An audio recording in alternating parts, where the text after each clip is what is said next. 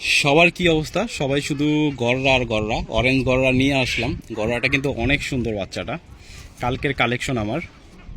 তো এক ভাইয়ের থেকে নিছি চুইঠাল অরেঞ্জ গররা। আসলে আমার মোজা পছন্দ না, তারপরও এই গররাটার পায়ে হালকা পাতলা মোজা আছে। এটা হচ্ছে নর বাচ্চাটা, আর এটা হচ্ছে মাদি বাচ্চাটা। মাদি যাওয়ার জন্য এত ব্যস্ত, উনি পাকা বাইদা রাখছে, উনি উড়ানোর জন্য রাখছিল গররাগুলা। মাদি বাচ্চাটা মোল্টিংয়ে চলে আসছে অলরেডি, এই যে পাখা বাইদা রাখছে উনি, এই পাখাটা খোলা রাখছে, লেজটাও ফ্রেশ। কবুতরটা অনেক সুন্দর।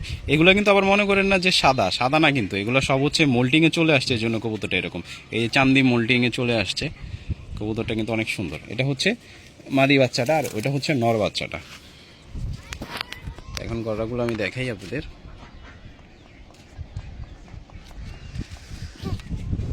এখনই পেঁ করে একদম, মানে ওনার সাথে কথা বলেছি আমি যে আসলে আমার একজোড়া গররা দরকার, কিন্তু অনেক ভালো হতে হবে।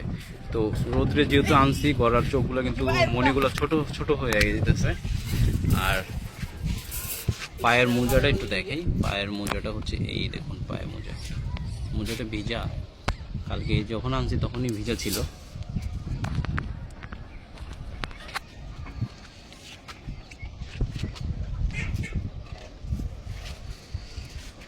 কেমন লাগলো গররা দুটা বলবেন।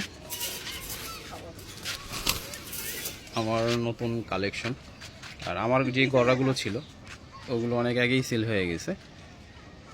পরশুদিন। তো কেমন লাগলো অরেঞ্জ গররা সবাই জানান। কবুতরগুলা ভিজছে অনেক, ভিজার কারণে কবুতরগুলার কালারটা কেমন জানি হয়ে গেছে।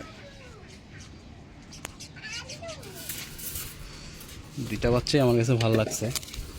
তো মোল্টিংটা শেষ হলে আমি আপনাদের ছবি ভিডিও করে দিতে পারবো, তখন আরেকটা রূপ দেখবেন। এখন যেমন দেখতেছেন তেমন থাকার কথা না, তেমন থাকবেও না। তো যাই হোক, দেখি কেমন হয় বাচ্চা দুইটা।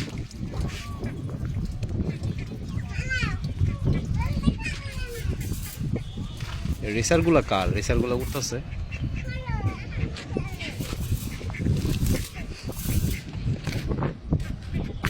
মানে ওদের যে একটা থাম্বনেলের জন্য ছবি নিব, ছবিটা নিতে পারতেছি না, পজিশন মতো হইতেছে না।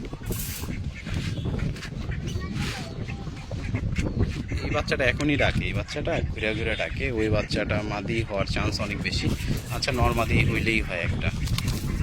হ্যাঁ হ্যাঁ হ্যাঁ, এভাবে খা হয়েছে হয়েছে হয়েছে হয়েছে না, ওরা শুধু ঘুরেই যাবে। ভয় পাইতেছে, উপর থেকে দেখা ভয় পাইতেছে, আবার মরেইতেছে। তো তখন